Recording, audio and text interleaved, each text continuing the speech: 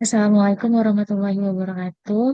Perkenalkan saya Alvina Risi dengan NIM 2310921022. Jadi di sini saya akan menjelaskan bagaimana pemodelan sistem drainase pemukiman dengan menggunakan software SUMM. Jadi sebenarnya caranya hampir-hampir sama dengan yang basic, tapi yang membedakan nanti adalah cara menggambarkan subcatchment-nya. Jadi masih sama seperti yang basic. Yang pertama kita pilih ke file, terus klik control, terus kita klik ke report, ke project defaults. Di sini kita akan mengatur project defaults-nya. Ini untuk range kita buat glitch, subcatchment S, junction J, outflow itu out, declare div, series S2, pumps itu P, regulator G. Nah, untuk subcatchment-nya ini kita atur datanya sesuai data pemukiman yang akan kita modelkan. Misalnya saya akan menggunakan data yang sudah kita gunakan di kelas dari data Kak Rizky. Ini areanya 4,947, width-nya 671, slope-nya 0,001, ini 70, 0,15, 0,15, ini adalah 1,27, ini 2,54. Di sini 65,9. Nah, untuk metode infiltrasinya kita menggunakan metode curve number.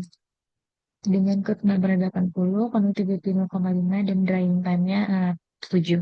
Lalu kita klik OK. Lalu di node atau lens-nya ini, kita pilih, kita atur node pintarnya dan lain-lain itu berdasarkan data yang diberikan Kak Rizky di kelas.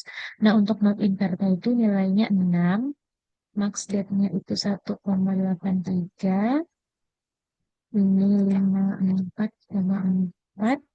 Nah, untuk bentuk salurannya itu kita menggunakan trapezoidal dengan maksimum kedalamannya itu 1,83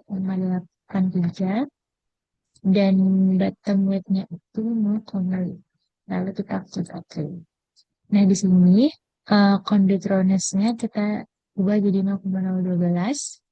Untuk flow units-nya jadi LPS. Lalu untuk routing method-nya pakai steady flow. Lalu kita klik OK.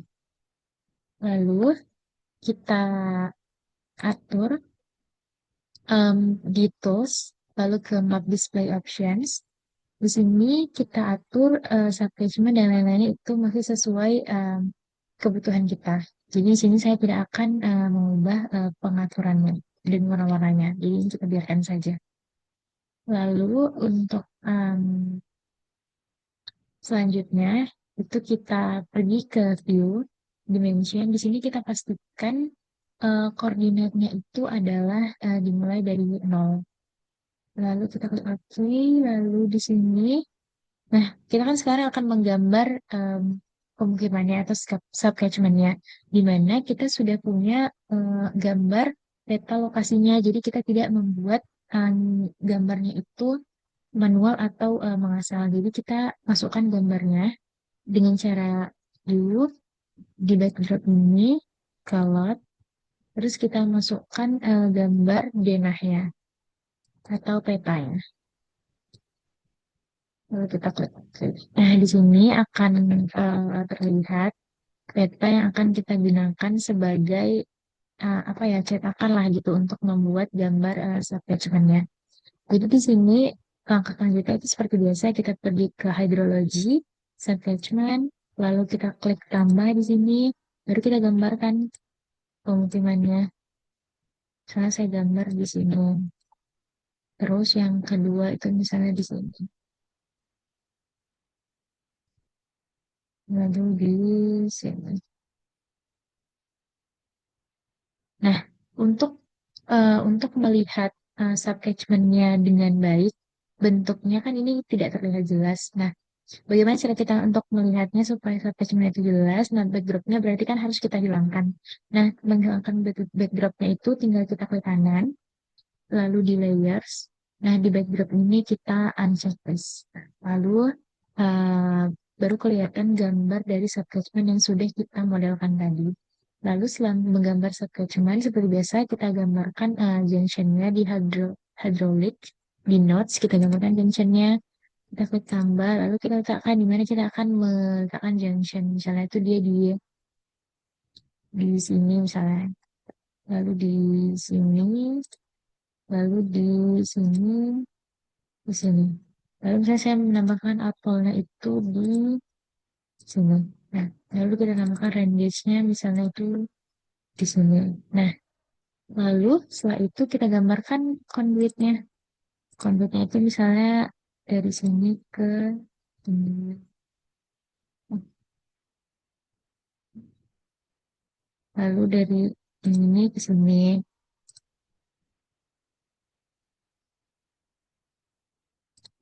Dari sini ke sini. Baru yang terakhir conduit ke outbound. Nah, setelah itu kita atur elevasi dari si masing-masing titiknya ini. Ada junction dan outbound. Misalnya di sini kita atur elevasinya itu misalnya 105. Terus yang di sini itu 100.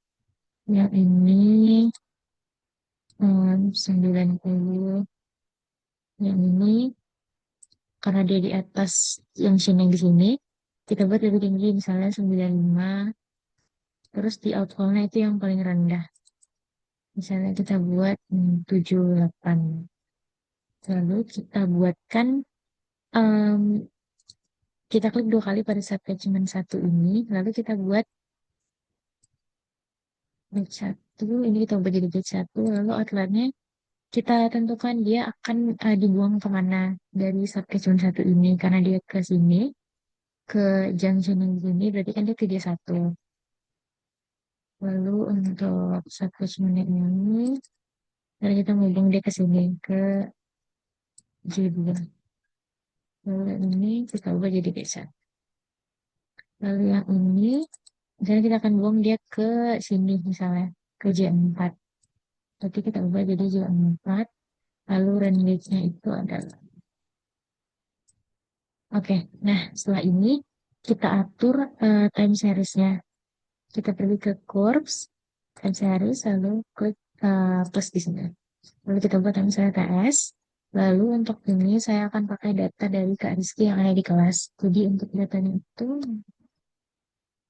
7,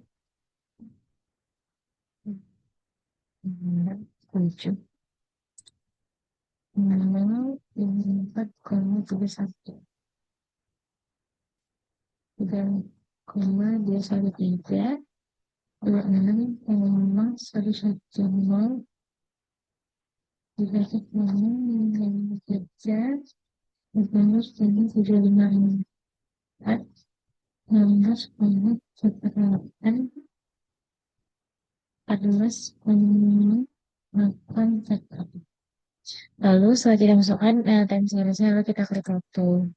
Lalu di bagian rainbow ini, kita ganti time series-nya sesuai yang udah kita buat. Lalu di output juga seperti itu. Time series-nya sesuai yang udah kita buat. Lalu kita pergi ke option, lalu ke general. Di sini kita ubah timestamps-nya jadi 60. Lalu kita klik OK. Nah, setelah ini kita running modelnya. Karena modelnya udah sukses, bisa kita lihat reportnya dalam bentuk summary dan grafik. Bisa lihat profilnya. Terus misalnya kita mau lihat dari di sini J4 sampai ke out 1. Lalu kita find red, lalu kita klik OK. Nah, ini adalah gambar conduit dari J4 sampai ke output 1. Lalu di sini kita klik map. Untuk attachment-nya bisa kita pilih run all, notes-nya kita pilih depth, terus links-nya juga kita pilih top. Lalu kita run agar kita bisa lihat bagaimana aliran yang ada di conduit dari J4 sampai ke L1. Lalu kita bisa lihat gambarnya di sini. Nah, ini. Hmm. Nah, sekian hasil dari pemodelan untuk pemukiman di software SWMN. Sekian, terima kasih.